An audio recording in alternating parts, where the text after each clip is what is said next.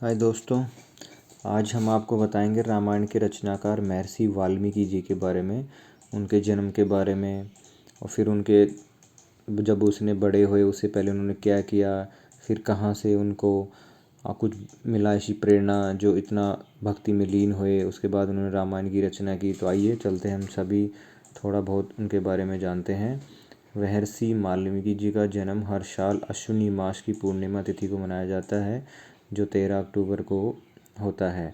इस दिन शरद पूर्णिमा का त्यौहार भी मनाया जाता है, जो देवी लक्ष्मी का प्राकट्य दिवस माना जाता है। अब आगे चलते हैं, हम उनके बारे में कुछ विस्तार से जानने की कोशिश करते हैं। अब जानते हैं हम महर्षि वाल्मीकि जी के बचपन के बारे में। ऐसी प्रचलित कथा है कि महर्षि वाल्मीकि जी का मूल नाम रत्नाकर था और उनके पिता ब्रह्मा जी के मानस पुत्र प्रचेता थे। एक भील ने बचपन में इनका अपहरण कर लिया और भील समाज में उनका लालन पालन हुआ। भील परिवार के लोग जंगल के रास्ते से गुजरने वालों को लूट लिया करते थे। रत्नाकर ने भी परिवार के साथ डकैती और लूटपाट का काम शुरू कर दिया, लेकिन ईश्वर ने उनके लिए कुछ और ही सोच रखा था। एक दिन संयोगों से नारद मुनि जंगल से उसी रास्ते गुजर रहे थे जहाँ रत्नाकर रहते थे। डाकू रत्नाकर ने नारद मुनि को पकड़ लिया। इस घटना के बाद डाकू रत्नाकर के जीवन में एक ऐसा बदलाव आया कि वह डाकू से महर्षि बन गए।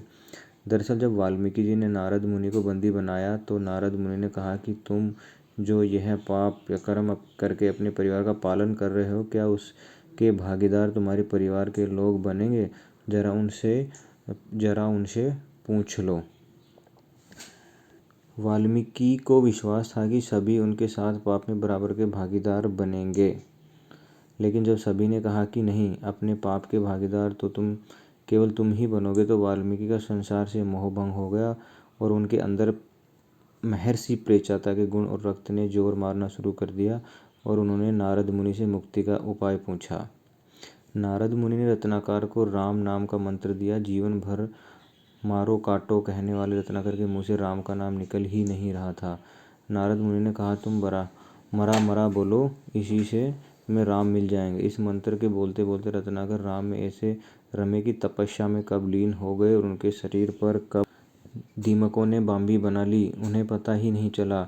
इसी तपस्या से प्रसन्न होकर ब्रह्मा जी ने दर्शन दिए और उनके शरीर पर लगे बांबी को देख तो रत्नाकर ने वाल्मीकि नाम दिया और यह नाम से प्रसिद्ध हुए। ब्रह्मा जी ने इन्हें रामायण की रचना के लिए प्रेरणा दी, लेकिन रत्नाकर को यह पता नहीं था कि वह इस तरह के रामायण की रचना करेंगे। एक नदी तट पर सुबह पहुंचे तो क्रौंच पक्षियों के जोड़े को प्रणय करते देखा। उसी समय एक शिकारी ने तीर से क्रौंच के नर को मार दिया। इसे महर्षि इतने आहत हुए कि उनके मुंह से सहसा एक शाप निकल पड़ा। माँ निषाद प्रतिष्ठित त्वमं शाश्वती शमहा यत क्रोची मिथा देवनी अवधि काम हुई मोती। यानी जिस दुष्ट शिकारी ने प्रेम में लिप्त पक्षी का वध किया उसे कभी चैन नहीं मिलेगा। शाप देने के बाद महर्षि सोच में पड़ गए कि उनके मुंह से यह निकल गया कि नारद मुनि उसी समय प्रकट हुए और उन्होंने कहा, यही आपका पहला श्लोक है जिसे आप रामायण की रचना करेंगे। महर्षि वाल्मीकि ने रामायण की रचना की।